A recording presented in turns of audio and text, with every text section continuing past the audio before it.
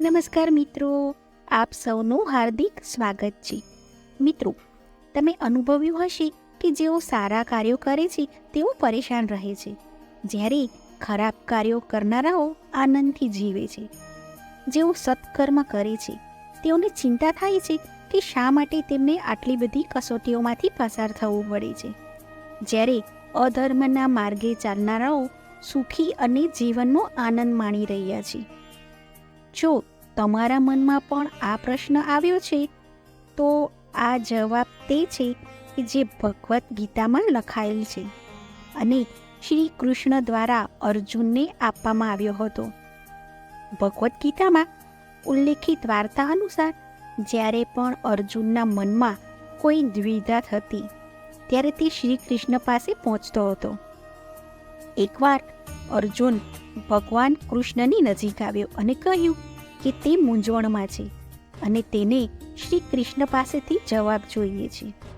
શ્રી કૃષ્ણએ પૂછ્યું કે પ્રશ્ન શું છે?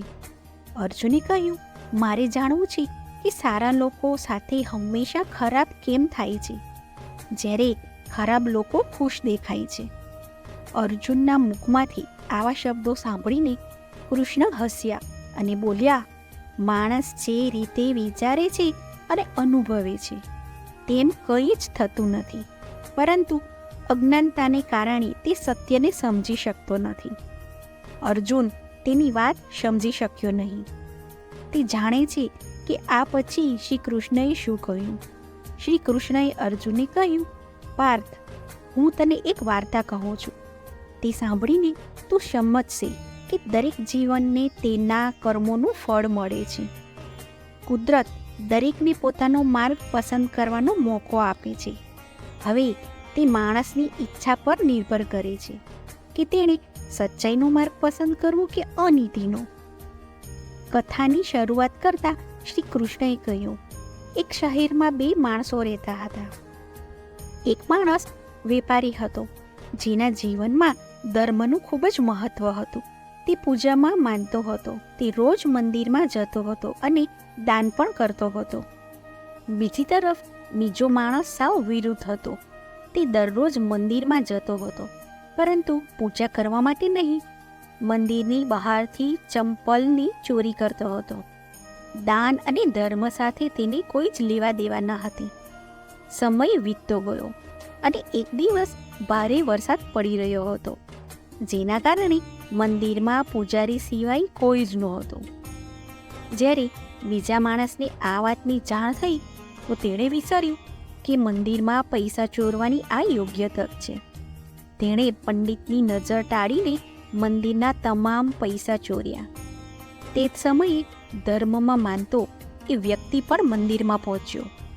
દુર્ભાગ્યવશ મંદિરના પૂજારીને તેને ચોર સમજીને બૂમો પાડવાનું શરૂ કર્યું. ત્યાં લોકો એકઠા થઈ ગયા અને તેને ખૂબ જ માર્યો. કોઈકને કોઈક રીતે તે ત્યાંથી બહાર નીકળવામાં સફળ રહ્યો. પછી દુર્ભાગ્યે તેને ત્યાં પણ છોડ્યો નહીં. તે મંદિરની બહાર એક કાર સાથે અથડાઈને ઘાયલ થઈ ગયો. વેપારી ઘરે લંગડાવતા પહોંચ્યો અને રસ્તામાં તે મંદિરમાંથી પૈસા ચોરનાર માણસને મળ્યો. તેણે કહ્યું, આજે મારું નસીબ ચમક્યું, મને એકસાથે આટલા પૈસા મળી ગયા. આ બધું જોઈને તેને ખૂબ જ ખરાબ લાગ્યું અને તેણે પોતાના ઘરમાંથી ભગવાનના તમામ ચિત્રો હટાવી દીધા. બંને માણસો થોડા વર્ષો પછી મૃત્યુ પામ્યા. મૃત્યુ પછી જ્યારે બંને યમરાજની સભામાં પહોંચ્યા અને સારા માણસે બીજા વ્યક્તિને જોયો ત્યારે તે ખૂબ જ ગુસ્સે થયો. તેણે ગુસ્સે થઈને યમરાજને પૂછ્યું, હું હંમેશા સારા કાર્યો કરતો હતો, દાનમાં માનતો હતો, તેના બદલે મને જીવનભર અપમાન અને પીડા મળી અને આ વ્યક્તિને નોટોથી ભરેલું બંડલ મળ્યું. આવો ભેદભાવ શા માટે? આના પર યમરાજે કહ્યું, દીકરા, તું ગેરસમજમાં છે. જે દિવસે તમારી કારની ટક્કર થઈ તે દિવસ તમારા જીવનનો છેલ્લો દિવસ હતો, પરંતુ તમારા સારા કાર્યને કારણે તમારું મૃત્યુ માત્ર એક નાની ઈજામાં ફેરવાઈ ગયું. તમે આ દુષ્ટ વ્યક્તિ વિશે જાણવા માંગો છો? વાસ્તવમાં તેના ભાગ્યમાં રાજયોગ હતો, પરંતુ તેના કુકર્મો અને અધર્મને કારણે તે માત્ર પૈસાના નાના નાના બંડલમાં ફેરવાઈ ગયો. વાર્તા કહ્યા પછી શ્રી કૃષ્ણ અર્જુનને કહે છે કે પાર્થ, હવે તારા પ્રશ્નનો જવાબ મળી ગયો છે. એવું વિચારવું કે ભગવાન તમારા કાર્યોની અવગણના કરે છે તે બિલકુલ સાચું નથી.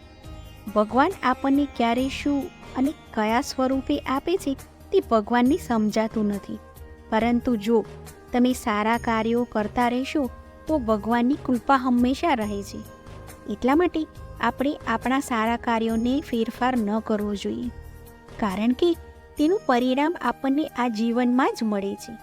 તેથી જ માણસોનું કર્તવ્ય છે કે તે હંમેશા સારા કર્મો કરે, કારણ કે શ્રી કૃષ્ણએ ગીતામાં પણ કહ્યું છે કે કોઈના પણ કરેલા કર્મો વ્યર્થ જતા નથી, પછી તે સારા માણસોના હોય કે ખરાબ. તો મિત્રો, મને આશા છે કે આપને આ વિડીયો પસંદ આવ્યો હશે. જો પસંદ આવ્યો હોય તો વિડીયોને લાઈક કરી વધુમાં વધુ શેર કરજો. સબસ્ક્રાઈબ કરી બાજુમાં રહેલ બેલ આઇકોનને ચોક્કસથી પ્રેસ કરજો, જેથી મારા નવા વિડીયોની નોટિફિકેશન આપને તુરંત જ મળતી રહેશે. મને સાંભળવા બદલ ધન્યવાદ.